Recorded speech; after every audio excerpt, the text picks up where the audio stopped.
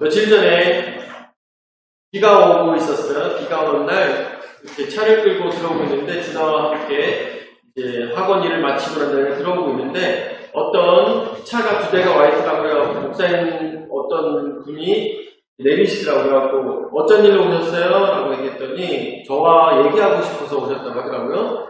저는 모르시는 분들인데 저와 얘기하고 싶다고 오셔가지고 무슨 일인가 우선 준하 보고는 너는 방에 들어가 있어? 집에 들어가 있어? 하고 난 다음에 우산 쓰고 나와가지고 같이 얘기를 해봤습니다. 얘기를 해봤더니 뭐 다른 얘기가 아니라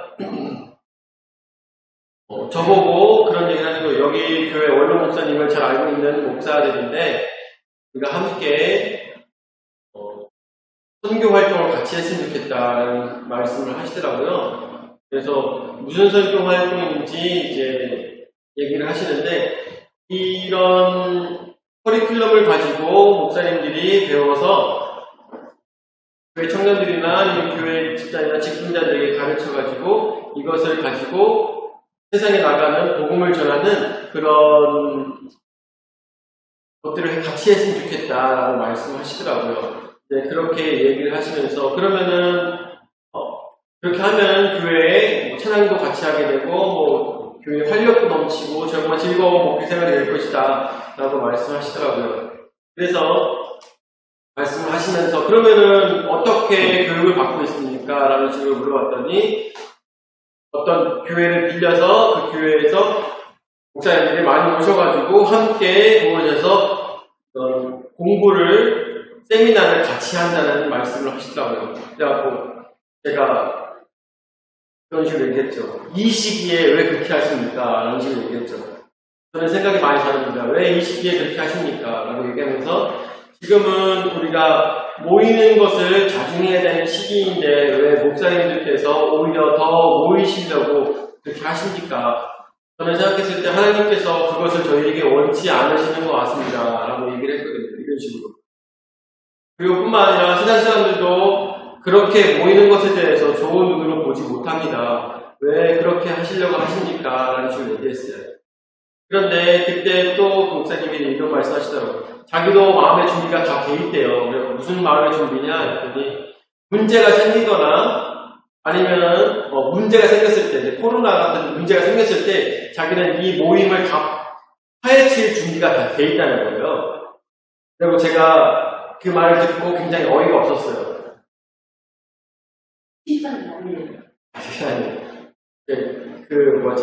유명한 선교 단체가 있는데 제가 거기까지는 얘기 못했고 그렇게 할 준비가 다 돼 있다고 합니다. 거기서 모여서 공부를 하면 굉장히 은혜가 많이 되고 기쁨이 충만하게 될 거다 이런 식으로 말씀하시더라고요. 그래가지고 제가 또 얘기했습니다.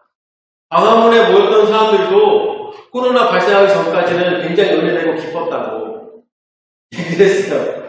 그런 식으로 얘기하면서 그런 식으로 모이면 안 된다는 식으로 계속 얘기를 했었습니다.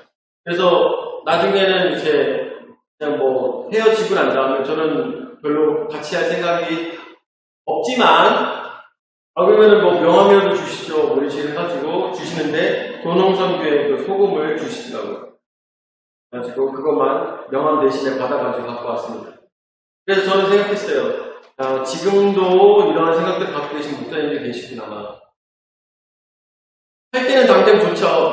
할 때는 얼마나 은혜스럽고 재밌고 즐겁겠습니까? 그렇지만 혹시나 잘못됐을 때 화해해야 되는 건 당연하지만 너무 늦었잖아요.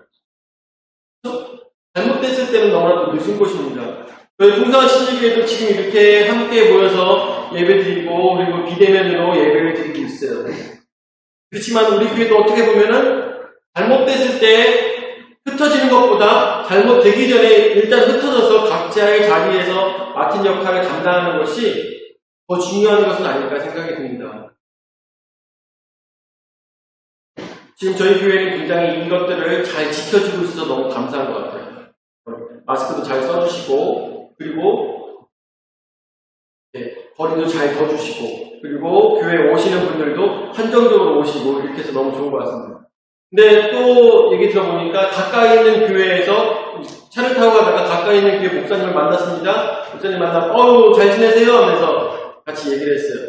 그래서 요즘 예배는 어떻게 드리시나요? 이렇게 요즘 목사님들 만나면 다 그 화두가 그거거든요. 요즘 예배는 어떻게 드리시나요? 이렇게 물어봤어요. 했더니, 50명까지는 괜찮대요. 그런 말씀 하시더라고요. 그런 얘기가 있었나? 이 생각이 들더라고요. 저한테 공문이나 어떤 걸 내려온 것도 어디에도 50명 이하 교회는 괜찮다는 얘기는 없었는데, 근데 그 교회는 50명 이하라서 그냥 예배를 계속 드리고 있다고 하더라고요. 그래서 그 말을 들으면서, 교회들이 참 말 안 듣지 않나, 라는 생각이 많이 들어요. 교회들 너무 말 안 듣는데, 그런 생각이 들면서, 그래요, 알겠습니다. 그래서 저희 교회는 비대면으로 드리고 있어요. 그래서 그냥 이렇게 봤어요. 참 말 안 듣지 않나 생각이 들면서, 어떻게 해야 되나, 어떻게 되려나, 이런 생각도 더 많이 들고, 어떻게 해야 되나, 이런 생각 많이 들고, 정말 위기는 위기다. 대한민국 위기인 것 뿐만 아니라, 개신교 기독교인들의 위기다라는 생각이 굉장히 많이 들더라고요. 성경에는 모이기를 힘쓰다고 하는데 지금은 흩어져야 될 때라는 생각이 많이 들어서 너무 힘들지 안 좋은 시기지 않나 이런 생각이 듭니다. 자, 그런데 그런 상황에서 오늘 말씀 제목을 보도록 하겠습니다. 오늘 말씀 제목은 거저주라라는 제목으로 말씀을 생각해 봤으면 좋겠습니다. 2장까지의 말씀을 여러분들 다들 기억하실 거라고 믿으며 저번 주 말씀 같은 경우는 어땠습니까? 저번 주에는 오히려 하나님을 잘 안다는 바리새인들이 예수님을 못 알아보고 오히려 눈이 멀었고 그리고 귀가 멀었던 사람들이 예수님을 알아보는 예수님을 메시아로 알아보는 아이러니한 상황이 펼쳐졌다고 여러분들에게 말씀을 드렸습니다. 그래서 지금의 세상에 빗대어서 얘기할 때 오히려 예수님을 잘 알고 하나님을 잘 따른다는 사람들이 오히려 사람들에게 칼을 겨누는 이런 상황이 되어버렸고 바리새인들처럼 그리고 오히려 예수 그리스도를 모르고 개신교에 대해서 잘 알지 못하던 그 사람들이 오히려 예수님을 찾게 됐고 교회에서 가르치는 것은 무엇인가에 대해서 더 관심을 갖게 되었다 하면서 우리는 이제부터 어떻게 해야 될까? 우리는 바리새인으로 남을 것인가? 아니면은 소경되었던 자, 아니면은 맹인되었던 자들처럼 예수 그리스도를 바로 바라볼 수 있는 그런 사람들이 되어야 될까에 대해서 저번 주에 여러분들에게 말씀을 드렸었습니다. 이번 주 말씀은 거저주라는 말씀으로 예수님께서 드디어 12명의 제자를 세우시기 시작하였습니다. 그래서 첫 번째로 예수님께서는 제자들을 부르셨습니다.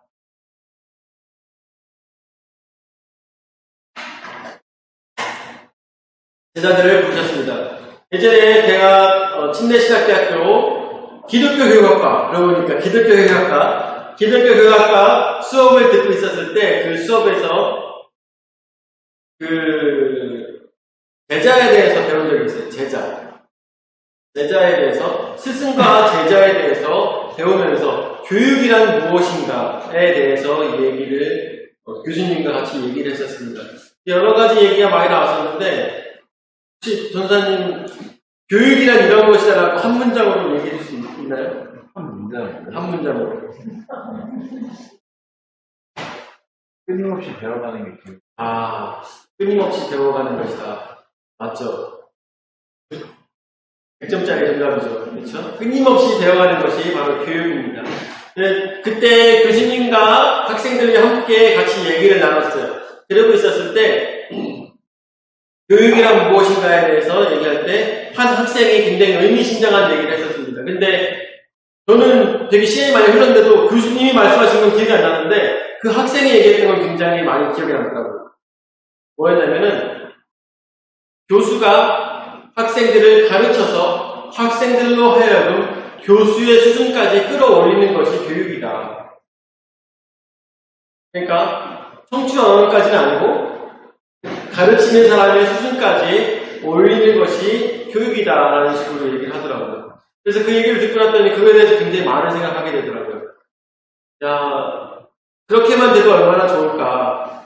가르칠 때 가르치는 사람만큼이나 쫓아온다면 얼마나 좋을까에 대해서 고민해 보았었습니다. 우리는 평생 배우며 살아가는 사람들입니다. 평생 무언가를 배우며 살아가는 것이죠. 요즘 당근마켓에 보니까 악기들이 많이 나오더라고요. 그래서 저도 이제 바이올린 한번 사볼까? 이런 생각이 들더라고요. 성인용 바이올린이 10만 원 정도 사더라고요. 가볼까 생각이 들었는데, 무언가를 계속 공부하고 무언가를 계속 해나간다는 것은 굉장히 중요한 것입니다. 사람이 그만큼 계속 무언가를 배운다는 것만큼 성장해 나가기 때문인 것이죠. 제자라는 것은 무엇일까? 저는 아까도 말씀드렸던 이 교수님과 학생들의 대화에서 생각했을 때, 예수님께서 원하셨던, 제자들에게 원하셨던 것은 무엇일까에 대해서 고민할 때, 제자들로 하여금 예수님만큼이나 사역을 하기를 원하지 않았을까, 이런 생각이 듭니다.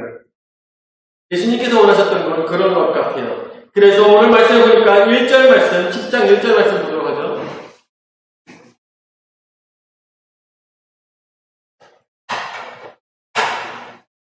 장 1절 말씀.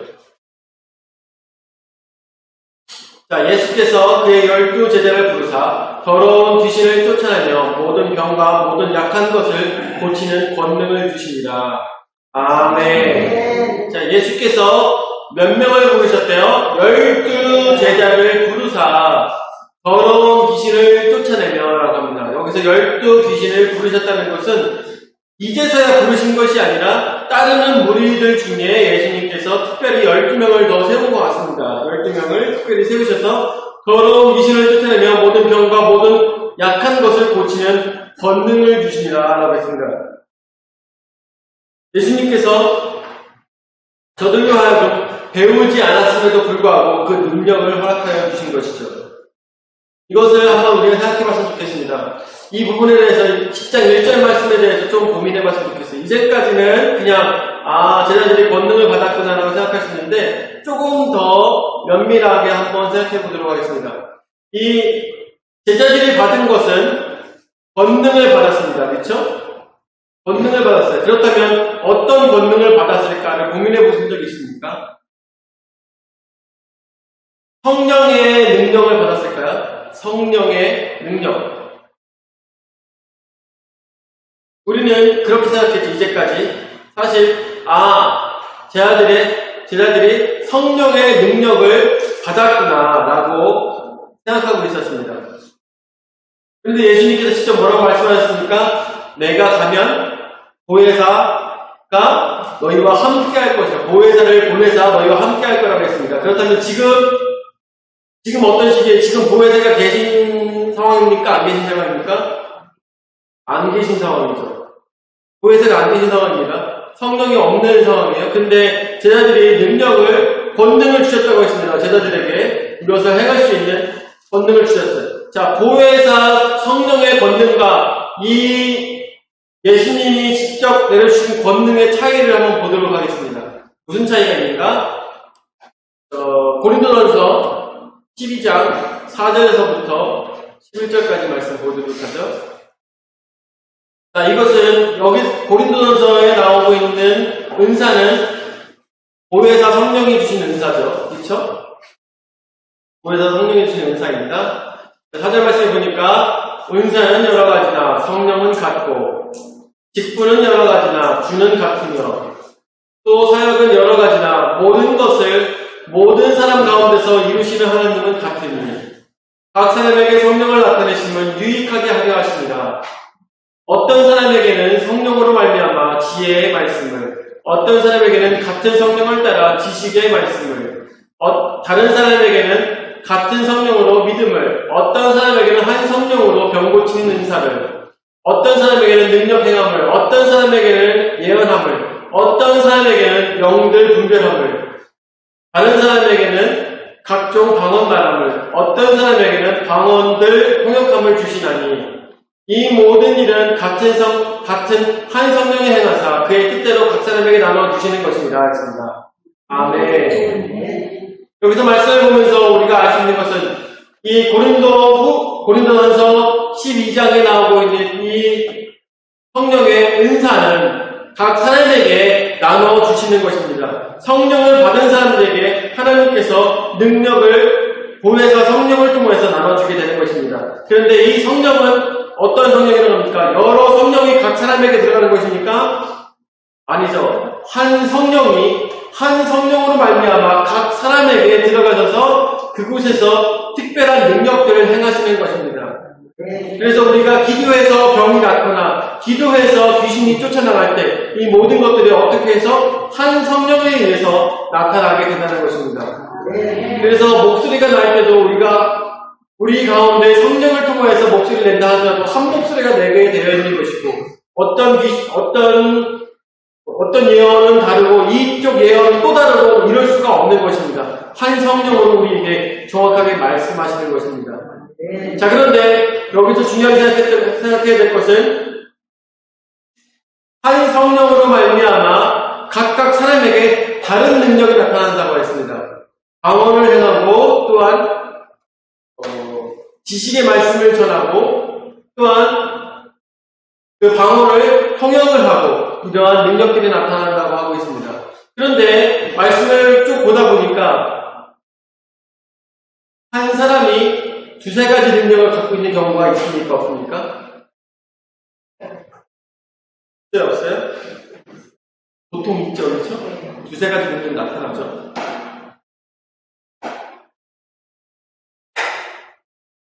근데 모든 능력을 가진 사람은 없어요. 맞죠? 모든 능력을 가진 사람은 없어요. 통역도 하면서 방언도 하면서 귀신도 막 고치면서 모든 귀신이 다 물러가고 그리고 막 사람도 막 살려내고 모든 능력을 해내는 은사자는 없습니다. 맞죠? 그쵸? 맞죠? 맞죠? 모든 능력을 가진 자는 없습니다. 그런데 보니까 오늘 마태복음 10장 1절의 말씀에 보니까 뭐라고 하십니까? 예수께서 그 12제자를 부르사 더러운 귀신을 쫓아내며 모든 병과 한 가지 병, 두 가지 병이 아니라 모든 병과 모든 약한 것을 고치는 몸이 부족한 것들을 고치는 권능을 주시니라 했습니다. 실제로 이 권능을 가지고 나가서 어떤 일들을 합니까? 여러 가지 일들을 하죠. 그렇지만 이 모든 것들을 하는 경우는 없었습니다. 예수님께서 이 권능을 주셨는데 이 권능은 어떤 권능이에요? 어떤 한 가지 일만 할 수 있는 그런 능력이 아니라 모든 것을 할 수 있는 능력을 주셨던 것입니다. 그러니까 예수님께서 주신 이 권능은 성령으로 주신 것이 아니라 예수님께서 신적 권능으로 저들에게 직접 주신 것입니다. 이렇게 생각했을 때, 정말 대단한 능력을 예수님께서 주셨구나라는 걸 생각해 볼 수가 있겠죠. 자, 그렇다면 이 대단한 능력을 어떤 사람들에게 주셨는지 그들의 이름이 나오고 있습니다. 2절 말씀부터.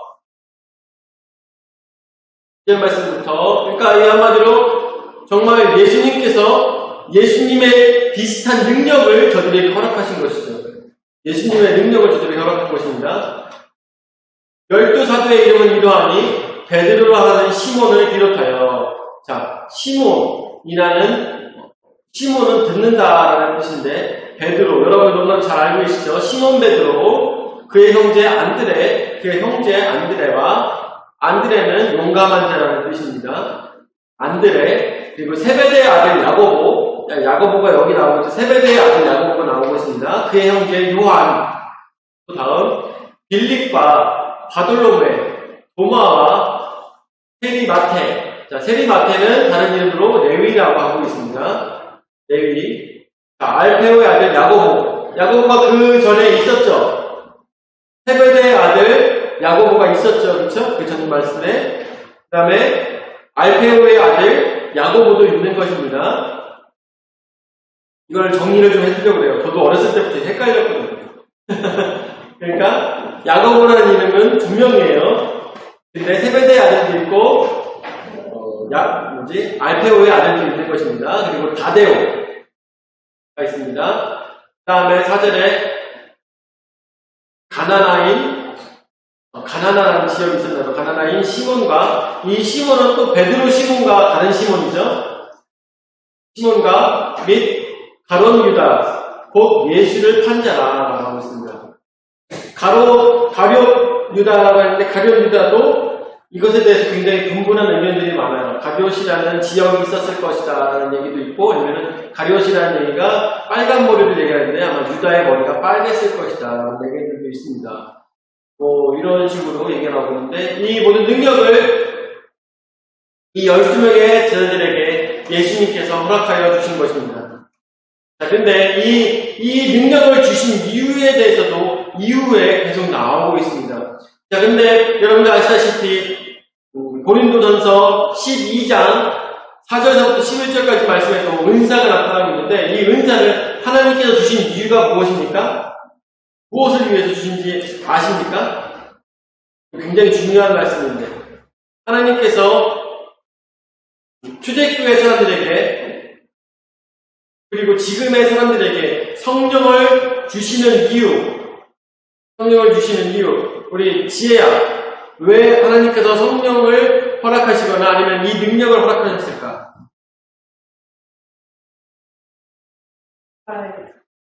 다 주기 위해서? 다 주기 위해서? 뭐라고? 보내시기 위해서.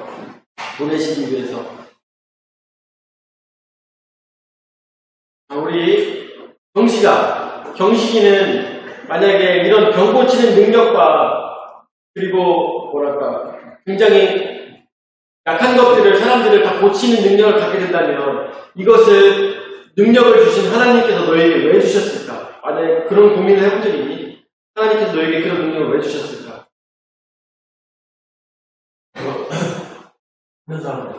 힘든 사람들 도와주라고, 그렇지? 힘든 사람들 도와주라고. 이것도 너무나도 맞는 말씀이죠. 힘든 사람들을 도와줌으로 인하여서 사실은 교회의 덕을 쌓기 위해서입니다. 고린도전서 12장에 나오는 말씀도 보면 교회의 덕을 쌓기 위해서 하나님께서 그 능력을 허락하셨다고 말씀에 나오고 있는 것이죠. 결코 그 사람의 이름을 뽐내기 위해서, 아니면 그 사람으로 하여금 이단을 만들기 위해서, 아니면 그 사람으로 하여금 돈을 벌기 위해서 이런 것들을 하라고 가르치는 것이 아닙니다. 자, 근데 이게 말씀을 쭉 가면서, 그래서 두 번째로, 잃어버린 양에게로 가라고 말씀하고 계십니다. 잃어버린 양에게로 가라. 자, 5절 말씀에 보니까, 5절 말씀에 보니까, 예수께서 이 12를 내보내시며 명하여 이르시되 이방인의 길로도 가지 말고 사마리아인의 고을에로 들어가지 말고 라고 합니다. 여러분들 너무 잘 알다시피 하나님께서 이스라엘 백성들에게 출애굽을 하고 난 다음에 홍해를 건너고 난 다음에 나중에 40년 후에까지의 명령을 하셨습니다. 가나안 땅을 점령하도록 하나님께서 명령하셨습니다. 그런데 가나안 땅을 점령할 때 거기 있는 것들을 다 어떻게 하라고 했습니까? 다 노예로 삼고 좋은 고기는 다 하나님께 드리라고 했습니까? 아니죠. 싹 다 죽이라고 말씀하셨습니다. 싹 다 없애버려라. 싹 다 죽여라. 왜 그렇게 하셨습니까? 왜 그렇게 하셨어? 왜 싹 다 죽이라고 했습니까? 가나안에 있는 것들을 왜 싹 다 죽이라고 했습니까? 거기에는 우상이 있었기 때문입니다. 거기에는 하나님을 섬기지 못하는, 하나님이 아닌 다른 것들을 섬기는 아세라나 바알들을 섬기는 제사, 신앙들이 남아있었기 때문에 그 모든 것들을 싹 다 죽여버리고 없애버리는 것을 하나님께서 원하셨습니다. 그런데 만약에 하나님께서 원하시는 것처럼 가나안에 있는 것들을 싹 다 죽여버렸으면 이스라엘 백성들에게 너무 좋았을 것인데, 이스라엘 백성들 마음이 약하고 또 자기네들도 노예 생활을 해봤잖아요. 그러니까 자기네들도 노예를 좀 부려보고 싶었나봐. 네, 가나안의 백성들을 노예로 삼아서 일을 시켰던 것들을 보게 됩니다. 근데 오히려 이것들이 가나안 백성들을 이렇게 괴롭혔던 이스라엘 백성들이 그렇게 죽이고 남은 사람들을 살려달라는 사람들을 노예로 삼았던 이 모든 것들이 이스라엘 백성들에게 복이 되었습니까? 아니죠. 복이 되지 않았어요. 저들에게도 원치 않게도 바알 신앙이 생겼고 아세라에 대한 신앙이 생겼던 것입니다. 그럼으로 인하여서 가나안에 살던 이스라엘 백성들도 하나님으로 하여금 또 버림받게 되었던 그런 모습들을 바라보게 됩니다. 자, 그래서 이러한 모습을 생각해 봤을 때 오늘 5절 말씀에 나오고 있는 예수께서 이 12를 보내시며 명하여 이르시되 이방인의 길로도 가지 말고 라고 말씀하십니다. 이방인의 길로도 가지 말고, 이것은 그냥 저는 생각했을 때 영적으로 좀 봐야 될 것 같습니다. 우리로 하여금 우리가 누굽니까? 바로 예수님의 제자로 작정한 사람이지 않습니까? 예수님의 제자로 부르심을 받은 사람이지 않습니까?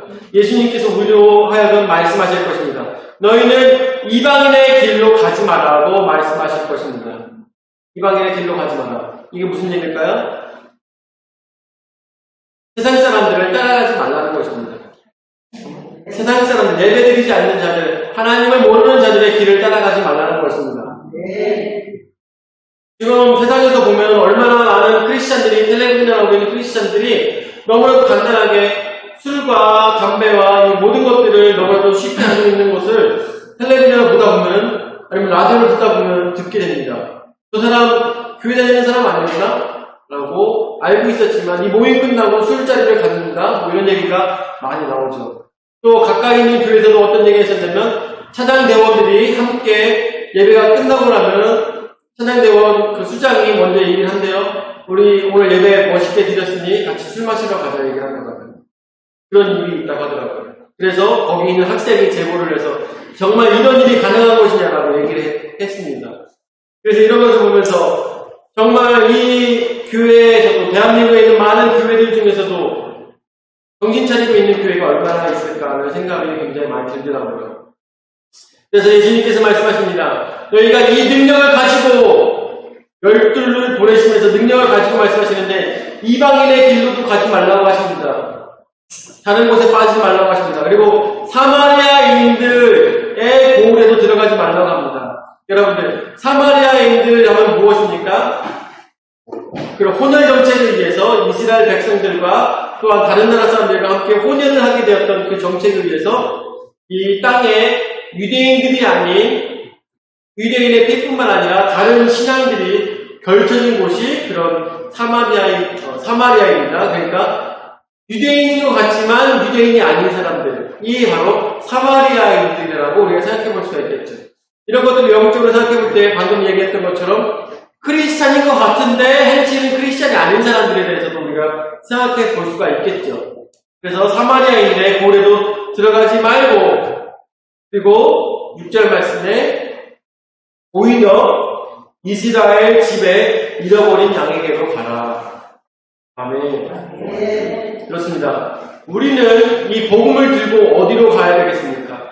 이스라엘 집에 잃어버린 양에게로 가야 될 것입니다. 이스라엘 집에 잃어버린 양이라는 것은 무엇을 얘기하는 것일까요? 저는 그냥 간단하게 생각했어요. 간단하게 생각했을 때 일단은 가족부터 구원해야 되지 않을까 생각이 들더라고요. 잃어버린 이스라엘 집이라는 것은 무엇입니까? 예배드리는 자의 집이라고 생각해 볼 수가 있겠죠. 우리가 이것도 설명하려면서 시간이 길어지니까 예배드리는 자의 집에 잃어버린 양, 누구? 남편, 그리고 자녀들, 이런 사람들, 잃어버린 양이지 않습니까? 이런 사람들에게로 가서 하나님 말씀을 전해야 되는데 7절 말씀에 가면서 선포하되 천국이 가까이 왔다 하라고 했습니다. 복음을 전파하라고 했습니다. 저들에게 복음을 전파하라고 했습니다. 사실 예수님께서는 사마리아 여인에게 복음을 전파하셨습니까? 안 하셨습니까? 하셨죠. 이방인들에게 복음을 전파하셨습니까? 안 하셨습니까? 이방인들에게도 복음을 전파하셨습니다. 그럼에도 불구하고 우리에게 말씀하실 때는 먼저 뭐부터? 이스라엘의 잃어버린 집부터 하라고 했습니다. 이 제자들로 하여금 이스라엘의 잃어버린 양부터 하라고 했습니다. 왜 그럴까요? 왜? 이 제자들로 하여금은 제자들이 아직 준비가 되지 않았기 때문인 것입니다. 준비가 되지 않았기 때문에 나가서 이방인들에게 복음을 전달하기에 아직 준비가 되지 않았기 때문인 것이죠. 사실 예수님의 주제자라고 얘기하고 있는 베드로도 언제 준비가 됩니까? 사도행전에 그 환상 속에서 위에서 바구니가 내려와서 이것을 내가 못 먹는 것을 어떻게 먹으라고 하십니까? 할 때 하나님께서 정결하다고 하시는 것을 다 정결하다고 이 말씀을 들었을 때 베드로도 그때서야 준비가 되었던 것입니다. 그러니까 아직은 제자들이 능력은 가졌지만 준비가 되지 않은 상황이었던 것이죠. 우리도 어디부터 시작해야 되겠어요? 우리 가정부터, 우리 이스라엘의 예배드리는 집에 잃어버린 양들부터 주의 복음을 전달하고 난 다음에, 그리고 난 다음에 사마리아와 땅끝까지 전하는 우리의 모습이 되어야 될 거라는 생각이 저는 굉장히 많이 들었습니다. 이 말씀을 준비하면서요. 그래, 우리 가정부터 변화시켜야 되지 않나. 우리 가정부터 변화시키고 복음을 전달하고, 그리고 난 다음에 내 친구들과 내 친척들과 또한 내 동네 사람들과 또한 나가서 복음을 전달해야 되지 않겠는가. 이런 말씀에 그런 감동이 더욱더 많이 왔던 것입니다. 듣는다고 해서 다 변화가 되진 않아요. 그렇죠? 듣는다고 해서 다 변화가 되지 않아요. 그렇다고 해서 그들을 놓을 수는 없지 않습니까? 언제나 그 가족들을 위해서 기도하는 우리가 되어야 될 것입니다. 그리고 난 다음에 사마리아와 땅끝까지 계속 우리의 지경을 넓혀가는 여러분들 되시기를 예수 이름으로 축원드립니다. 자, 8절 말씀 보도록 하죠. 마지막 8절. 병든 자를 고치며 죽은 자를 살리며 나병한 자를 깨끗게 하며 귀신을 쫓아내되 너희가 거저받았으니 거저주라 말씀하십니다. 그렇습니다. 세 번째 그래서 거저주라입니다. 거저받았으니 거저주라. 병든 자를 고치며 죽은 자를 살리며 나병한 자를 깨끗게 하며 귀신을 쫓아내되 주님께서 말씀하여 주십니다. 자, 8절 말씀 계속 보여주시죠. 너희들이 나로 하여금 받은 성령의 은사가 아니라 예수 그리스도를 받은 이 능력을 가지고 나가서 이 기적들을 행할 때 병든 자를 병든 자를 지금 의술로도 고치지 못하는 병들을 어떻게 합니까? 그때에는 예수 그리스도의 이름으로 손만 얹으면 그냥 병이 나. 암이 나아가고 에이즈가 나가고 그때는 에이즈가 있었나 모르겠어요. 에이즈가 나가고 손이 마른 사람이 손이 깨끗해지고 걷지 못하는 자가 일어나고 하물며 어떤 사람이 죽은 자를 살리며라고 얘기합니다. 죽었던 사람조차도 살리는 그러한 능력이 저들과 함께하는 것이죠. 나병 환자를 깨끗게 하며, 나병 환자, 그 당시에 뭐라고 했습니까? 그 나병 환자가 나병에 걸렸다는 것은 하나님의 저주를 받았을 때 나병에 보통 걸린다고 그들은 믿고 있었습니다. 그런데 나병 환자를 깨끗게 한다는 것은 무엇을 의미하는 것일까요? 하나님이 저로 하여금 죄를 사해 준다는 것이죠. 그 능력은 정말 대단한 것입니다. 나병 환자를 낫게, 그 당시 나병 환자를 낫게 해준다는 것은 하나님의 저주가 저로 하여금 날아간다는 것이죠. 보통 나병 환자에 대해서는 귀신이 전했다고 얘기 안 해요. 그렇죠? 성경에 보면 그렇습니다. 귀신이 저로 하여금 나병 환자가 되게 했다고 얘기 안 합니다. 어떻대요? 하나님께서 저로 하여금 저주를 내렸다고 합니다. 나병 환자는 보통 그랬어요. 근데 나병 환자를 깨끗게 해준다는 것은 하나님으로 하여금 깨끗함 받았다고 이야기할 수 있는 상황이 되는 것이죠. 근데 어떤 예수님의 제자에 의해서. 근데 이 제자도 뭐라고 기도합니까? 예수님의 이름으로 이것을 깨끗게 하는 것이죠. 이 능력을 제자들이 받은 것입니다. 그리고 귀신을 쫓아냅니다. 뭐 더 웃긴 상황들이 나오긴 하는데, 앞으로 나오긴 하는데, 귀신을 쫓아내는 능력까지도 하나님 예수님께서 저들에게 허락하여 주신 것입니다. 이런 대단한 능력들을 예전에는 보지 못했고 그 후에도 보지 못할 이 능력을 하나님께서 예수님께서 저들에게 허락하여 주셨는데 이들로 하여금 먹을 것을 받으라 아니면 돈을 받으라 이런 것도 전혀 없으시고 다만 뭐라고 말씀하십니까? 거저 주라고 말씀하십니다. 거저 주는 이유는 너희도 거저 받았으니 라고 말씀하시는 것입니다. 얼마나 감동된 말씀입니까? 얼마나 눈물 왈칵 쏟아지는 말씀입니까? 이 대단한 능력을 주셨음에도 불구하고 너희는 거저 받았으니 거저 주라고 말씀하고 계시는 것입니다. 우리는 지금의 사실 예수님께서 저들에게 주셨던 이 무한한 능력은 받을 수가 없죠. 그렇죠? 12명의 제자가 받았던 그 능력은 받을 수가 없을 것입니다. 그렇지만 우리에게 은사가 나타나고 성령의 귀한 능력으로 나타날 때 이것들에 대해서 우리도 어떻게 되겠습니까? 거저받았으니 거저주는 것이 마땅한 것입니다. 거저받았으니 거저주는 것이죠. 자, 뿐만 아니라 거저준다는 것에 대해서 제가 고민해봤습니다. 거저준다는 것에 대해서 더 많이 생각해봤어요. 자, 거저준다는 것. 또 누가 주신다는 것? 예수 그리스도의 능력으로 주신다는 것. 그렇다면 우리는 이것들을 어떻게 해야 될까? 라는 생각해보니까 거저받았으니 거저주는 것. 어차피 내가 이것을 나눠준다고 해서 나로 하여금 손해보는 것도 없거니와 이것을 주시는 분도 무한한 능력으로 주시니까 어떻게 해야 되겠어요? 그냥 막 줘야 되겠죠. 막 줘야 되는 거예요. 거침없이 줘야 되는 것입니다. 거저받았으니 거저주는 것이고 나에게 이것을 준다고 해서 손해보는 것도 없거니와 주시는 분은 무한하게 주시기 때문에 우리가 막 하는 것입니다. 막 줘야 돼요. 막 줘야 돼요. 근데 7절 말씀에 뭐라고 그래요? 7절 말씀에 이것을 주는 이유는 전파하여 말하되 천국이 가까이 왔다. 천국 복음을 전하라는 것입니다. 이것이 가장 중요한 것입니다. 교회의 덕을 세우는 이유도 무엇입니까? 교회의 덕을 세우는 이유가 교회가 부강해지고 교회가 뚱뚱해지고 교회가 돈이 많아지는 것을 원해서 이 교회의 덕을 세우는 것이 아니라 교회로 하여금 저들이 잘한다. 저들이 잘하는 이유가 무엇일까? 이런 것들을 사람들이 알게 되면서 천국 복음을 듣기 위해서 하는 것입니다. 교회의 덕을 쌓는 것조차도 천국 복음을 듣기 위해서인 것이죠. 근데 저는 그래서 지금 현 기독교의 양상이 너무나도 안타까운 것입니다. 교회의 덕을 지금 세우고 있는가 이런 생각이 더욱더 많이 드는 것이죠. 그렇다면 이렇게 이 어려운 시기 속에서 진정한 크리스찬들은 어떤 사람들이 되어야 될까? 바로 고린도전서의 말씀처럼 교회의 덕을 세우며 천국 복음을 거저 전하는 사람들이 되어야 되지 않는가? 최선을 다해서 많은 사람들에게 전달하는 사람들이 되어야 될까? 마구 전달하는 사람들이 되어야 되지 않을까? 그 사람들이 누구? 바로 예수님의 제자인 것입니다.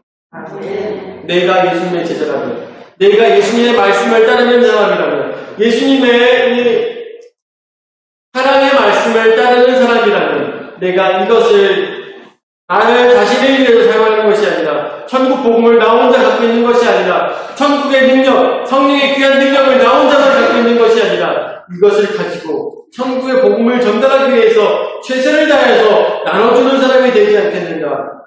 이것을 우리가 깨달아야 되겠다는 생각이 더욱 많이 들었습니다. 오늘 말씀을 마무리 짓도록 하겠습니다. 오늘 말씀 제목 거저주라 말씀하셨습니다. 거저주라. 무엇을 거저줘야 되겠습니까? 여러분들 너무나도 잘 아시다시피 병이 나았다고 해서 기도해서 병이 나았다고 해서 그 사람이 예수를 믿습니까? 우리 교회는 그런 일이 많아서 확실하게 대답을 할 수 있는 것 같아요.